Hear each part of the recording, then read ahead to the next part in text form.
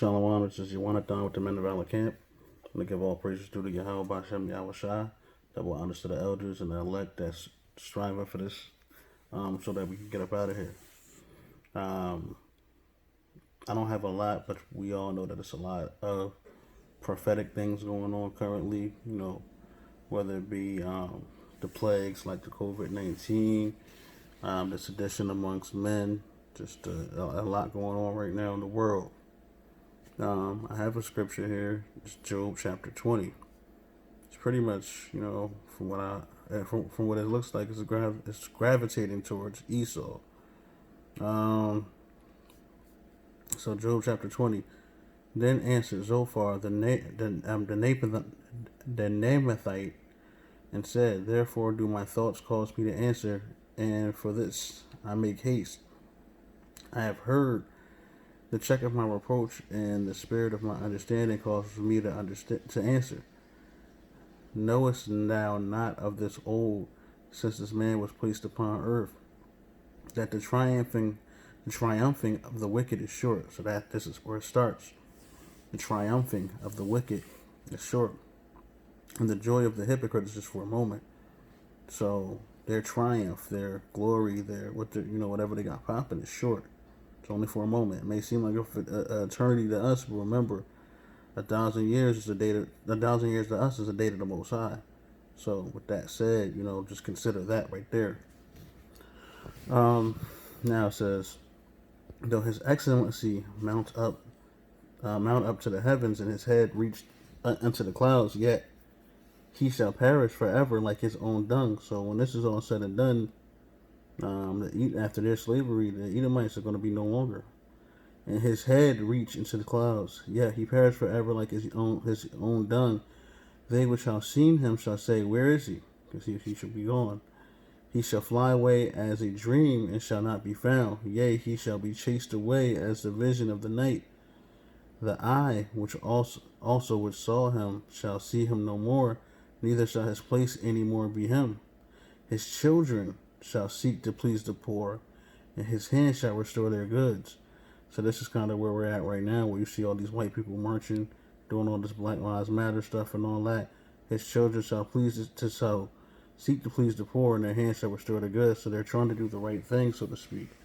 It says but at the end of the day, they still gonna come up and do some wickedness anyway, so it don't matter. It says his bones are full of the sin of his youth. So his bones are full of the sin of his youth, which shall lie down with him in the dust. Though wickedness be sweet in his mouth, though he hide it under his tongue. So again, he's trying to he's trying to hide who he is, but a devil gonna be a devil, put it that way. He gonna try to do the right thing. He gonna make it look good. He gonna pander and do whatever we ask. But when it boils down to it, he gonna wage war, because his words are softer than butter, but war was in his heart. So though wickedness be sweet in his mouth, though he hide it under his tongue, though he spare it and forsake it not, but keep it still within his mouth. Yet his meat and his bowels is turned, and it is the gall of ass within him. He hath swallowed down riches, and he shall vomit them up again. God shall cast them out of his belly, so whatever he has, he doesn't give it up. He shall suck the poison of the ass. The viper's tongue shall slay him. So he's going to drink that poison. He's going to drink that cup. He shall not see the rivers, the floods, the brooks, or the honey of the butter. That which he labored for shall he restore, and shall not swallow it down. According to his substance shall the restitution be, and he shall not rejoice therein. Because he hath oppressed and forsaken the poor, because he hath violently taken away an house which he builded not. Surely he shall not feel quietness in his belly. He shall not save of that which he desired. There shall none of his meat be left. Therefore shall no man look for his goods. In the fullness of his sufficiency he shall be in straits. Every hand of the wicked shall come upon him. When he is about to fill his belly, God shall cast the fury of his wrath upon him, and shall rain it upon him while he is eating.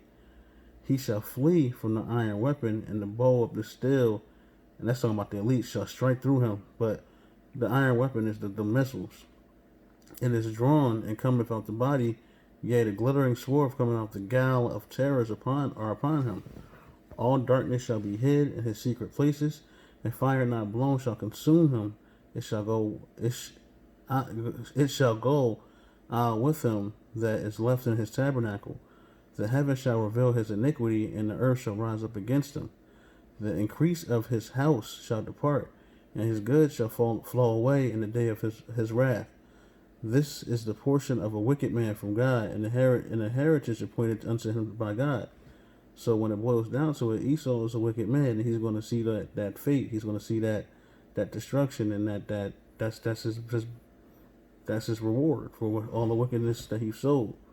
So just for my brothers, my Israelites, just when they're pandering to us, when it looks like they're trying to do the right thing, just understand that there's wolves in sheep's clothing. So please be careful with that, and just trust your spirit, and allow wisdom and knowledge to be the stability of your times, because this man's time is almost up. This country's time is almost up. Everything's about to be almost up, and we're gonna get up out of here, Lord willing. And Lord willing, we get to see it and rejoice and survive it, if it be His will. But yeah, it's a wrap for them. You know what I mean? He says his children shall seek to please the poor, but they're going to try to do it. They're trying to do it right now, but they're going to be wicked again. The wickedness be sweet in his mouth, though he hide it under his tongue. He's going to find a way to be wicked again, and it's going to be popping. So just keep your head up and your eyes open. Until next time, Lord willing, shalom.